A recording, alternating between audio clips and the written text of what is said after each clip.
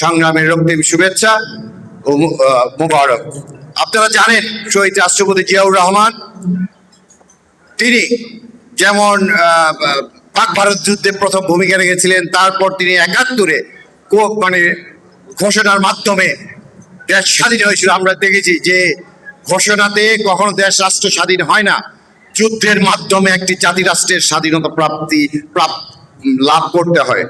আমরা তৎপরবর্তীতে আমরা শাসন ব্যবস্থা, রাষ্ট্রের কুশাসন দেখেছি, একদলীয় শাসনতন্ত্র দেখেছি। তারপর আবার জিয়াউর রহমানের মাধ্যমে বাংলাদেশের মানুষ তাদের গণতন্ত্র ফিরিয়ে পেয়েছে। বিভিন্ন ইনস্টিটিউশন যেগুলি সংবাদপত্র সকল স্তরে মানুষের জন্য উন্মুক্ত করে দেওয়া হয়েছে। আপনারা জানেন তৎপরবর্তীতে ৯১-তে জনগণের ভোটেই বিএনপি আবার ক্ষমতা আসে। আমাদের খালেদা জিয়া তৎপরবর্তী সময়ে তিনি এই ঝান্ডাটাকে ধরে রেখেছিলেন।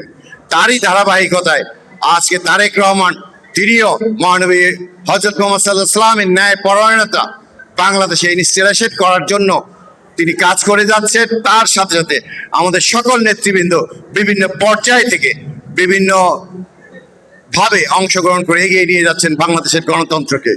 তারই ধারাবাহিকতায় আজ আমরা একটি মুক্ত গণতন্ত্রের প্রয়াসের একটি দিন পেয়েছি। ইনশাআল্লাহ বাংলাদেশ জাতীয়তাবাদী দল ত্যাগীদের একটি দল, বাংলাদেশ জাতীয়তাবাদী দল দেশপ্রেমিকদের একটি দল। শহীদ রাষ্ট্রপতি জিয়াউর রহমান, খালেদা জিয়া, তারেক জিয়ার যেই শাশ্বত ভালোবাসা, যে অকৃত্রিম ভেজাল মুক্ত দেশপ্রেম, সেটা আমাদের আদর্শ। যাই আজকে বলবেন প্রধান অতিথি, আমি শুধু প্রধান অতিথি আজাদ ভাই, মামুন ভাই সহ রাজীব, আমাদের সব রাজীব ভাই সহ সবাই যারা আসছেন আজকের এই আমাদের মাত্র ১২ ঘন্টার নোটিশে আমরা আজকের এই প্রোগ্রামটা করেছি। আমি ধন্যবাদ জানাই যারা আমাদের বিভিন্ন ওয়ার্ডে আছেন, আমাদের সাথে সংশ্লিষ্ট আছেন, সকলে আমাদের সহযোগিতা করে আজকের প্রোগ্রামটাকে সফলতা আনয়ন করেছেন। তার জন্য সকলকে আমার অন্তঃস্থল থেকে ধন্যবাদ। বিশেষ করে প্রধান অতিথি এখন বক্তব্য রাখবেন, আমি দিয়ে দিই।